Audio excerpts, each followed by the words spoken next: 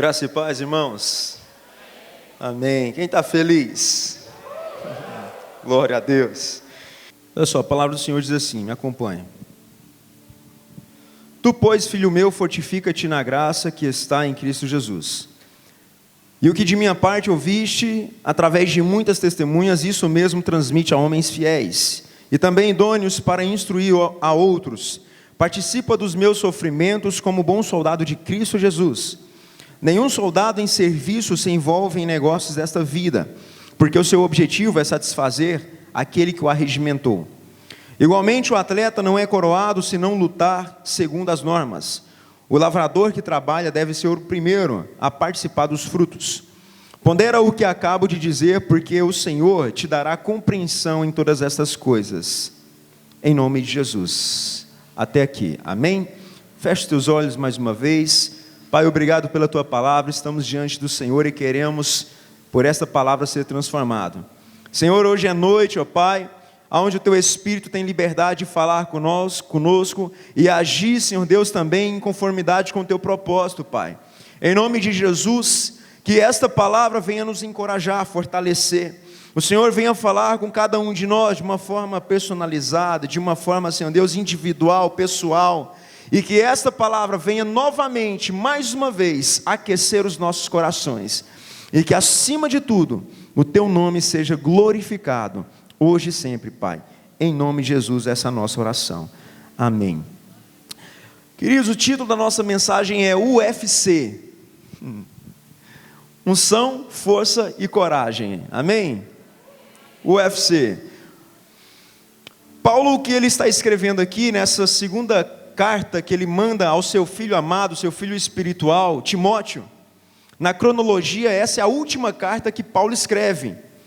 Acontece que, na verdade, existe 3 cartas, epístolas pastorais, chamadas de epístolas pastorais, porque nessas epístolas ele está incentivando e, de certa forma, instruindo os seus discípulos a desenvolver e dar continuidade no trabalho de promover, de propagar o Evangelho. Que, no ponto de vista de Paulo, esse é o primordial da vida, é a primazia da vida. Paulo, num certo momento da sua vida, ele entende que esse é o maior chamado. Promover o Evangelho é boas novas.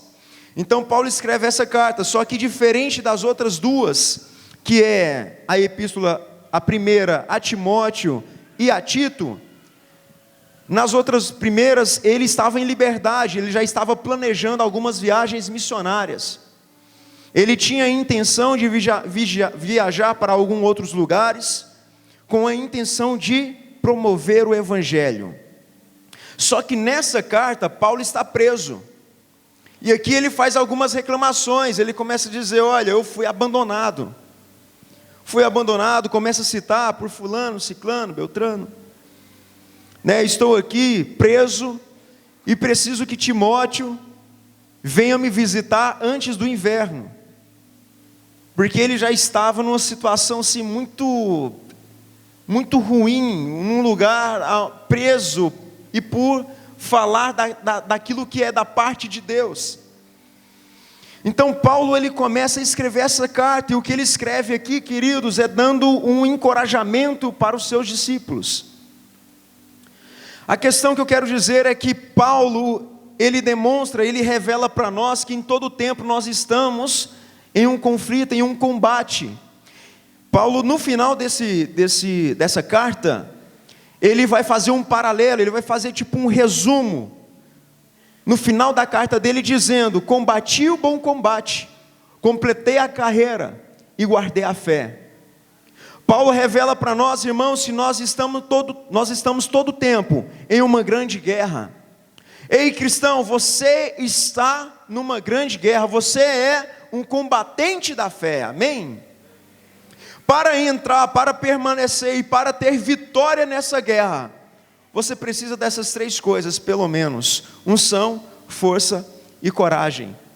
É isso que ele começa dizendo aqui no capítulo 1. Ele diz assim, olha, porque o Espírito de Deus não nos deu um espírito de covardia, mas de coragem, de ousadia, de intrepidez, intrepidez é coragem. Em todo tempo a palavra do Senhor não vai nos incentivar a isso. Deus, quando chama Moisés, Ele fala: olha, seja corajoso, porque eu irei contigo. Eu sou o que sou. E Ele envia Moisés para libertar o povo, tirar o povo do Egito.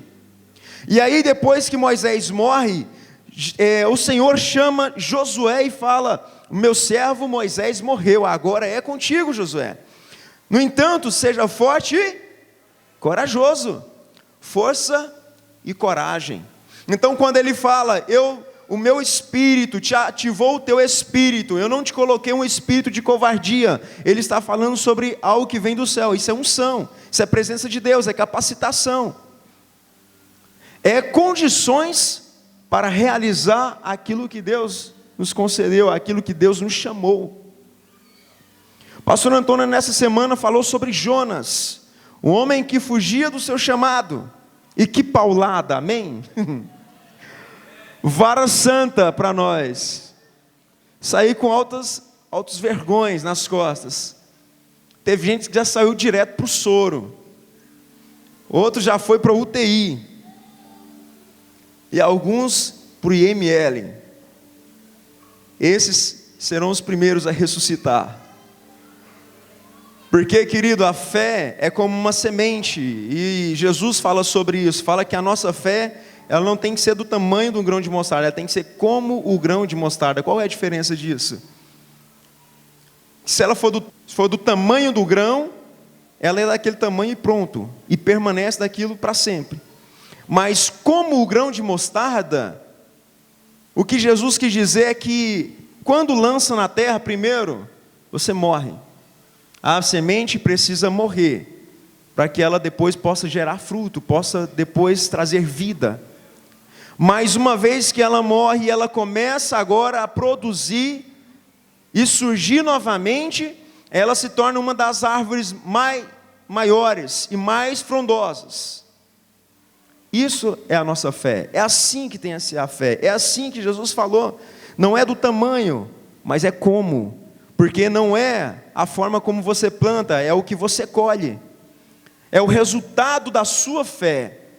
Então, querido, hoje o que nós estamos vivendo? Nós estamos vivendo uma guerra. Sabe como que está os dias de hoje? Hoje está um caos.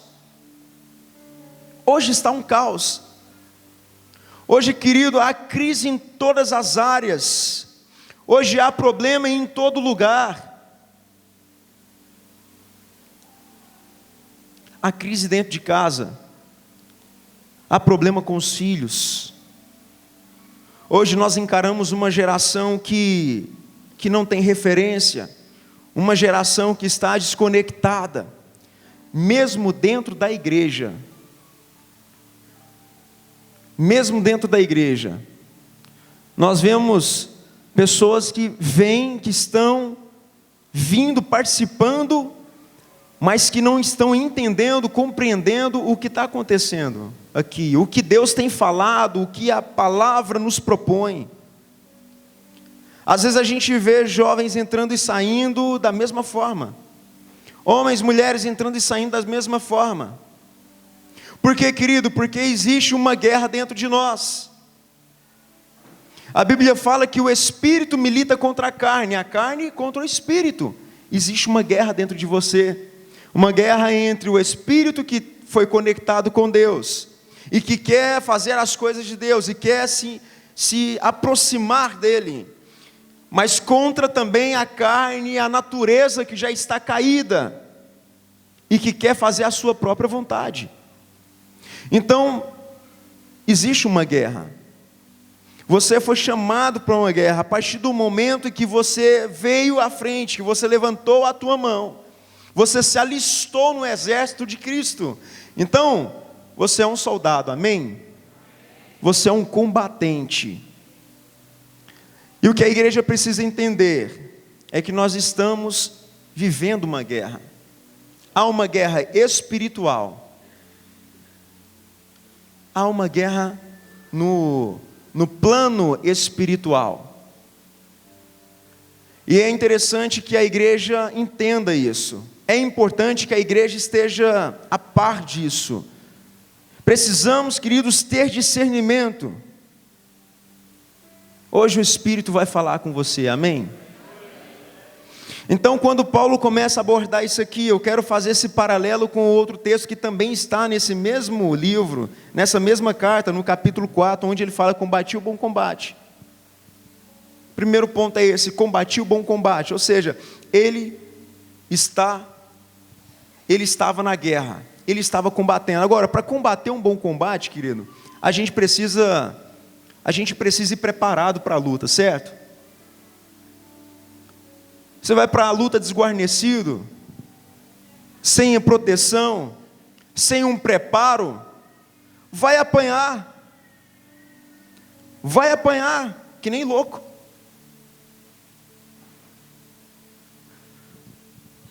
Certa vez a gente foi brincar de paintball, e aí tem toda uma proteção que você coloca, e aí só que o negócio era um pouco assim, meio clandestino, né? Aí não tinha a proteção toda, ficou faltando a proteção dos braços. Você toma de bolinha no braço, cara, aí você fica tudo roxo depois, tudo dolorido. A palavra de Deus, o próprio Paulo vai falar sobre o revestimento, vai falar sobre o que nós precisamos ter para que nós possamos entrar nesse combate. Ele fala: olha, cinge-vos com a verdade, seja cingido, ou seja, vestido com a verdade. Coloca a armadura de Deus. Essa armadura é composta pela verdade, também pelo cinturão da justiça, também pelo capacete da salvação. O capacete da salvação, irmãos, é aquela armadura, é aquela parte da armadura responsável em blindar a nossa mente, em blindar os nossos olhos, blindar os nossos ouvidos, ou seja, tudo aquilo que recebe informação. A Bíblia vai dizer que os olhos é a janela da alma, lugar por onde se entra as informações. Quais informações têm entrado para dentro da tua alma? O que você tem permitido entrar dentro de você? Paulo também vai falar sobre o que precisa estar no nosso pensamento. Ele fala que seja o seu pensamento tudo aquilo que é de boa fama, aquilo que agrada a Deus, aquilo que é do alto, e não que é terreno, aquilo que é justo, que promove alegria, aquilo que é bom. Então seja isso que ocupe o vosso pensamento. Por quê? Porque o contrário disso, querido, vai gerar em nós resultados contrários ao que a palavra nos ensina. Então revista-te da armadura de Deus, se revista dessa armadura. Ele fala sobre as sandálias da preparação do evangelho da paz. Não entra descalço no combate. Ele fala sobre o escudo da fé, e esse escudo te dá condições de apagar os dardos inflamados, setas do inferno. E também fala sobre a espada do Espírito. Você defende, mas também ataca. Mas você não ataca diretamente o seu inimigo, você ataca aquele que você quer ferir para abrir um lugar aonde a semente da palavra vai entrar. Você precisa ter a espada, e a espada é a palavra de Deus. E Paulo também vai dizer que nós precisamos manejar bem, manusear bem a palavra da verdade. Queridos, nessa guerra, se você não tem o entendimento da palavra, você perde. Na guerra espiritual, se nós não estamos bem posicionados, nós perdemos. Nós não temos condições de instruir aqueles que necessitam de instrução. A gente não tem condições de dar uma orientação. Então vamos lá, combati o bom combate. É o primeiro ponto. Olha só, aqui no versículo, pode permanecer no capítulo 2 mesmo. Eu vou fazer esse paralelo. A gente já conhece o texto que está no capítulo 4, mas vamos continuar abordando aqui do capítulo 2. Olha só o que ele fala no versículo 3 do capítulo 2. Participa dos meus sofrimentos como bom soldado de Cristo Jesus. Olha só, O bom soldado de Cristo, ele participa do sofrimento. Paulo lá em Romanos capítulo 8, ele vai falar assim que o Senhor não nos deu o espírito de covardia. Novamente ele vai falar sobre isso. Mas nos deu um espírito de adoção, que clama Abba Pai. Olha só, então o espírito que ele colocou em nós é um espírito de adoção, é um espírito de ousadia, é um espírito de coragem, de poder, amor e moderação. Amém? E o interessante é que ele sempre fala que o espírito que ele não colocou em nós é um espírito de medo. Por quê? Porque o medo é o primeiro sentimento, o medo é a primeira ação que acontece no ser humano a partir do pecado. Quando o homem peca, a Bíblia fala que o homem não sentiu ódio, não sentiu raiva, ele teve medo. Nem fala que ele teve vergonha, ele teve medo. Então o medo é o que toma conta do coração do homem. Para pensar, quais são os teus medos? Qual é o teu medo? O que te aflige? O que te atemoriza? O que te causa pavor? O Senhor está falando, não foi espírito de medo, é de adoção. Não foi espírito de orfandade, é de adoção. Não foi um espírito de abandono, é de adoção. Não é um espírito de falta de referência, é de adoção. Porque Ele é referência, Ele é Pai, Ele é amor, Ele é a nossa coragem, Ele é a nossa força. Salmos capítulo 3, Davi faz uma declaração: Senhor, como têm crescido os números dos meus adversários. São muitos os que se levantam contra mim, porém Tu és o meu escudo, és a minha glória e o que exalta a minha cabeça. Amém? Amém, igreja? O bom combate da fé. Combata, entre nessa luta, querido. Quando o lutador entra para dentro do ringue, ele tem que lutar. Mesmo que o adversário seja forte demais, seja grandão. Não sei se você tem o costume de assistir, eu gosto de assistir os canais do Combat.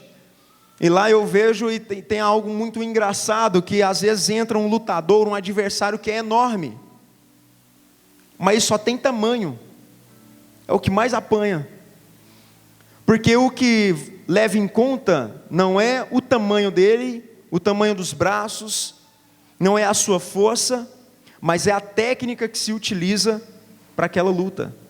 Então às vezes o outro é mais franzino, às vezes é um pouco menor, mas ele tem mais técnica. Por quê? Porque ele treinou. E deixa eu te perguntar, você tem treinado para lutar esse combate? Igreja, temos lutado, nós estamos preparados, porque é isso que Paulo está falando para Timóteo. Fala: Timóteo, daqui a pouco eu vou partir, daqui a pouco vão cortar a minha cabeça. E aí, eu não tenho condições mais de visitar as igrejas, não vai ser eu mais, agora é você, e você precisa estar preparado.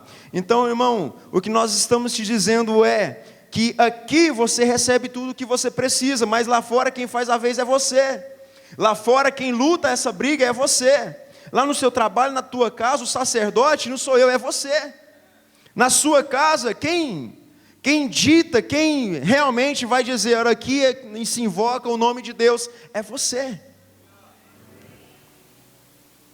É você que vai passar os valores para os teus filhos. É você que vai expressar o que se aprende aqui para a sua esposa, ou para o seu esposo. E ele diz também, o soldado em serviço não se envolve com as coisas deste mundo.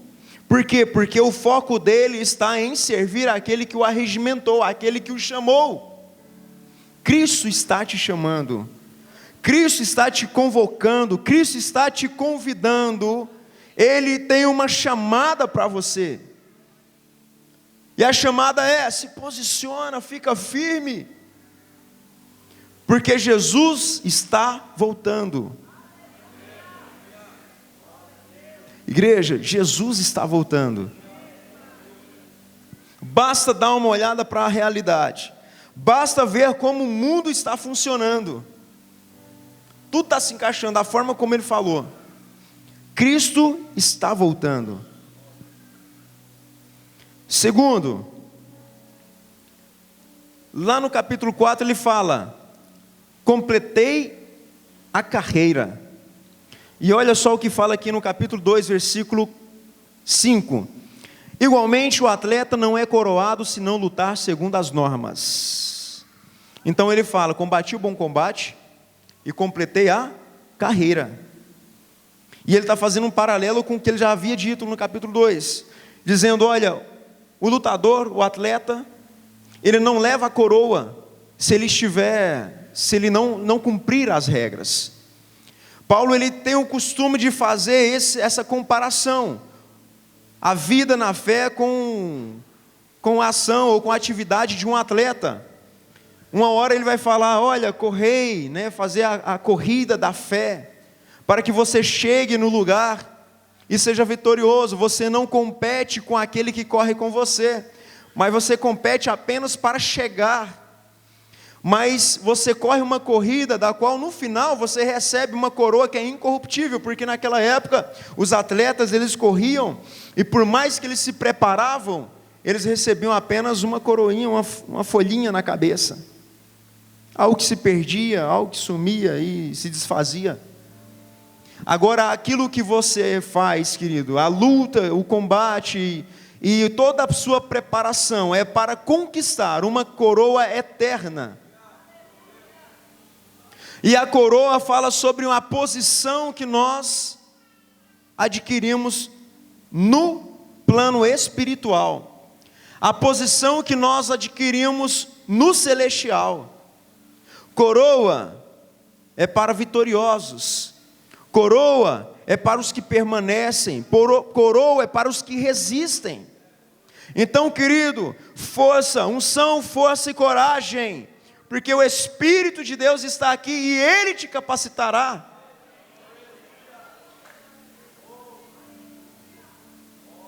Complete a sua carreira.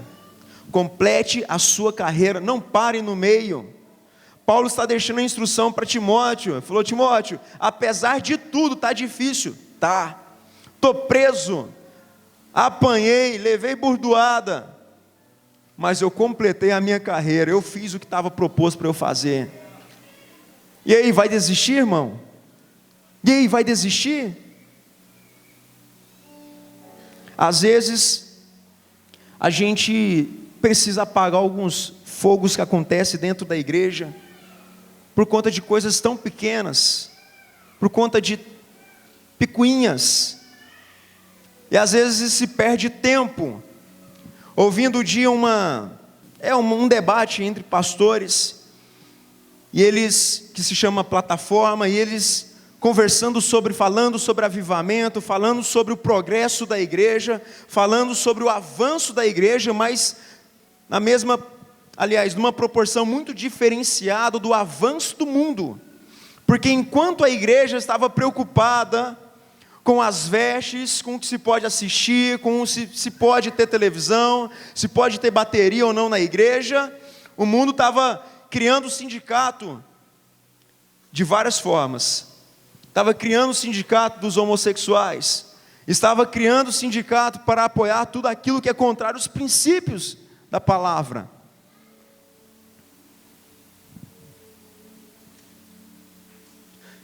E aí, vai desistir? Então a igreja, nós precisamos, irmãos, nos posicionar, porque nós não podemos desistir da nossa carreira no meio do percurso. Vai até o final, complete a sua carreira. E olha só, e no final, e depois ela ainda fala: combati o bom combate, completei a carreira, guardei a fé. Por último, ele diz: eu guardei a fé.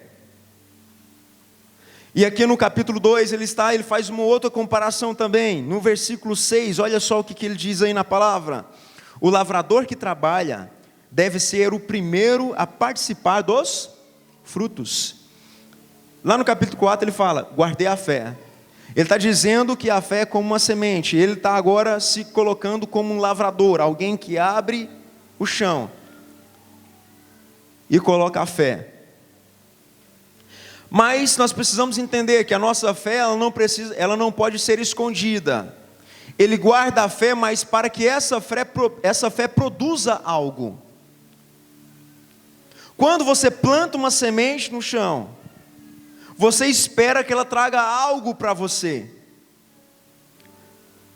E o que ela produz é mais do que o que você plantou.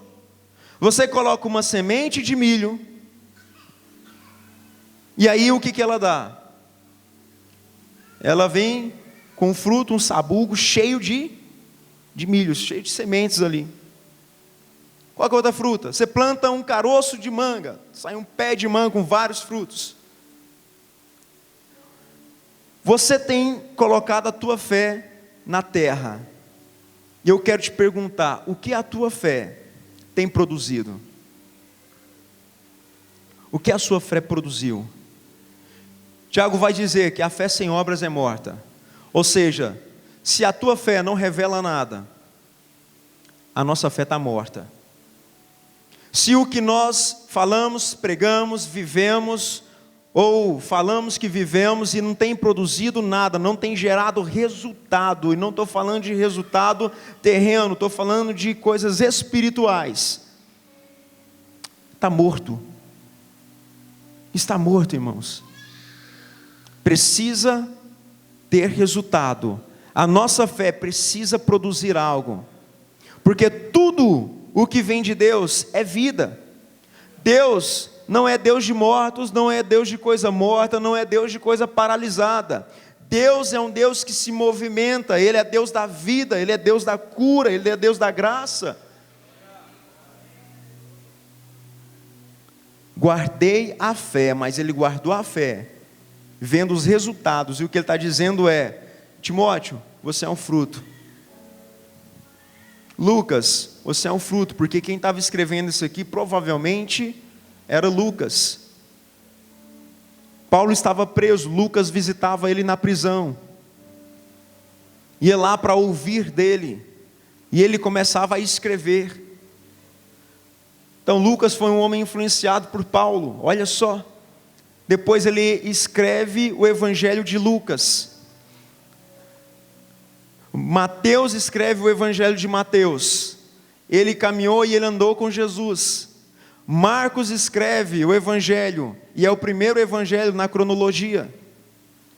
Ele andou, caminhou com Jesus. João escreve o Evangelho. Ele caminhou, ele deitou sobre o peito de Jesus. Mas Lucas escreve um Evangelho falando do próprio Jesus, um homem que não conheceu pessoalmente o próprio Jesus, mas que ele teve toda a referência, toda a bagagem, toda a inspiração, através da vida de um homem que se chamava Paulo. Esse foi o fruto da fé, esse foi o resultado da fé de Paulo, e é isso, irmãos, que nós precisamos gerar. Apesar das pessoas não conhecer pessoalmente o Cristo, apesar de eles não conhecerem pessoalmente Jesus, mas pela tua vida é esse o resultado, é esse o fruto que precisa ser gerado, de discípulos, seguidores, aqueles que são fidelizados com Ele, aqueles que o seguem, que o amam, e que têm condições até de esboçar um Evangelho, com tanta característica, com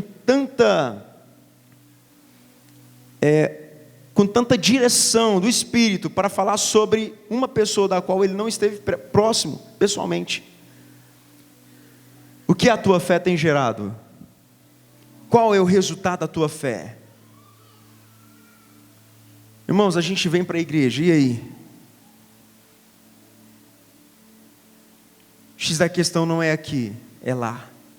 Não é só aqui, é importante e é muito bom.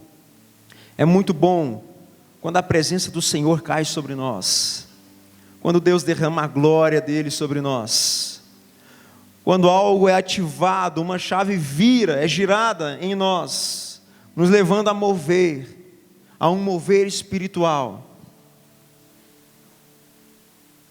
Mas isso não pode ficar só aqui dentro, isso precisa acontecer lá fora.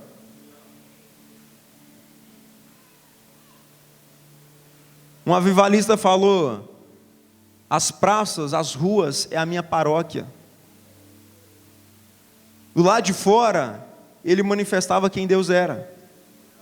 Ele manifestava o poder de Deus. Então, quais são os frutos da nossa fé? E é sobre isso que eu quero trazer para vocês essa noite. É isso que eu quero trazer, deixar como palavra, como mensagem para você. Primeiro, você está numa guerra, combata o bom combate. O bom combate, queridos, não é uma carnificina. O bom combate não diz respeito a derramamento de sangue, porque fala que a nossa luta não é contra carne e sangue, é contra o mundo espiritual. Então, um bom combate é o bom combate da fé. Completei a carreira. Não desanime. Não desista, não se enfraqueça, não entregue os pontos. Vai passar por aflições, mas permaneça, continue. E guarde a fé. Quando ele guarda a fé, ele gera resultados. Ele não esconde a sua fé. Ele aguarda para que ela produza algo. Então não esconda a tua fé. Não seja um 007. Seja um agente do Senhor, no que se revela, no que se demonstra quem realmente Ele é. Em nome de Jesus.